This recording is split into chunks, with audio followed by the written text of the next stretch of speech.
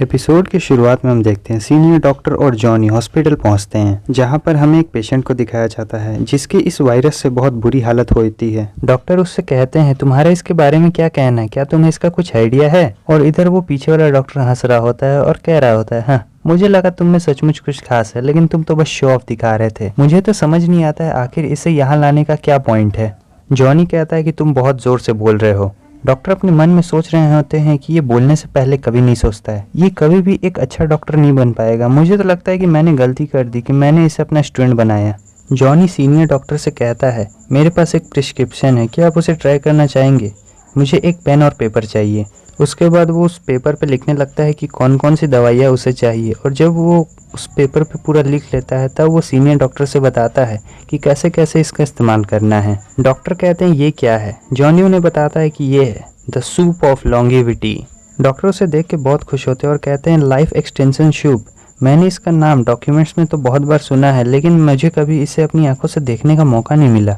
मैंने तो सोचा भी नहीं था कि लिटिल ब्रो तुम इसे यूज़ करोगे, तुम तो सुपर डॉक्टर हो। उसके बाद सीनियर डॉक्टर उस प्रिस्क्रिप्शन को नर्स को दे देते हैं और उनसे कहते हैं कि इसमें जो जो सामान है वो सब लाइए और जैसा जैसा लिखा है वैसा करिए। इधर वो दूसरा डॉक्टर कह रहा है लाइफ एक्सटेंशन सूप। हाँ, हमारा डॉक्टर जॉनी उसे कहता है तुम घूंचू कहीं के, तुम्हारा भले ही अच्छा नहीं हो लेकिन तुम्हारे कमेंट्स बहुत अच्छे रहते हैं। मैं तुमसे एक सवाल पूछता हूँ, क्या तुम्हारी वाइफ है? और अगर है तो प्लीज़ तुम उसे छोड़ दो क्योंकि तुम उसे नुकसान पहुँचा रहे हो। ये सुनने के बाद वो डॉक्टर फिर से गुस्सा हो जाता है और कहता है तुम बेवकूफ़ कहीं के, तुम्हारा इससे क्या मतलब है? मैं तुम्हें छोड़ने वाला नहीं हूँ जब तक तुम मुझे इसका कोई एक्सप्लेनेशन ना दे दो। डॉक्टर जॉनी उससे कहते हैं क्या तुम अपने वेस्ट को हैवी फील कर सकते हो, और तुम्हारे वो स्वेलन फीट, और तुम कंफर्टेबल भी नहीं हो जब तुम करते हो, और तुम्हारा लोअर बॉडी वो बहुत ज़्यादा कोल्ड महसूस करता है। ये सभी बातें सुनने के बाद उसके चेहरे का रंग उतर जाता है और वो उससे कहता है आखिर तुम ये सारी बातें कैसे जानते हो? जॉनी उससे कहता है सिर्फ यही सब नहीं, तुम्हें कभी कभी हेडेक भी आता है और तुम्हें बहुत बुरी नींद भी होती है, तुम सो भी नहीं पाते हो अच्छी तरीके से, और तुम बहुत बेकार सपने देखते हो, तुम कभी कभी अपने रेस्ट रूम का यूज़ करते हो रात के समय में, और तुम्हारा ये अजीब सा चेहरा। वो डॉक्टर अपने मन में सोच रहा होता है कि ऐसा नहीं हो सकता है, ये सभी चीज़ें सही कैसे बोल रहा है। और फिर जॉनी उससे कहता है कि तुम्हारी किडनी में कुछ है जिससे तुम्हारा डंडा खड़ा होने में दिक्कत होता है, और तुम्हारी करंट सिचुएशन को देख के मैं ये बता सकता हूँ कि तुम अपनी वाइफ को सेटिस्फाई नहीं कर पाते होगे, इसलिए मैं कह रहा हूँ कि तुम अपनी वाइफ को जल्द से जल्द छोड़ दो। वो कहता है कि हाँ तुम नॉनसेंस बात कर रहे हो, मुझे हर रात बहुत ज़्यादा मज़ा आता है, और वो मुझसे हर रात माफ़ी मांगती है कि प्लीज़ मुझे छोड़ दो, प्लीज़ मुझे छोड़ दो। मगर उसका चेहरा तो कुछ और ही बता रहा था, क्योंकि उसका चेहरा पूरी तरीके से लाल हो चुका था। और फिर वहाँ पे जो सभी लोग होते हैं वो उसके बारे में बात करने लगते हैं कि लगता है वो डॉक्टर जॉनी सही बता रहा था, देखो इसका चेहरा कैसे लाल हो गया, और हमने भी इसकी किडनी के बारे में सुना था। इधर हम देखते हैं कि नर्स सूप को ले आई होती है। डॉक्टर कहते हैं जल्दी करो, जल्दी से सूप को इसे पिलाओ, और फिर नर्स उस सूप को उसे पिला देती है।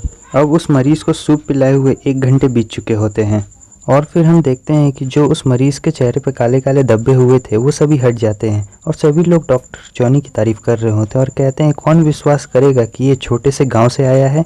इधर वो डॉक्टर शॉक हो जाता है और कहता है ये तो सचमुच एक सुपर हाईली स्किल्ड डॉक्टर है। और मेरे केस के बारे में भी सीन चेंज होता है। हम देखते हैं वो डॉक्टर जॉनी से मिलने के लिए जाता है। वो डॉक्टर जॉनी से हंसते हंसते कहता है वो बात इसलिए है कि मैं इतना गुस्सा इसलिए था क्योंकि कल रात मेरी बीवी ने मुझे पेट से लात मार के निकाल दिया। मैं उम्मीद करता हूँ कि आप मुझे माफ़ ज़रूर कर देंगे। मगर जॉनी सीधे सीधे उसके मुंह पे ना कर देता है।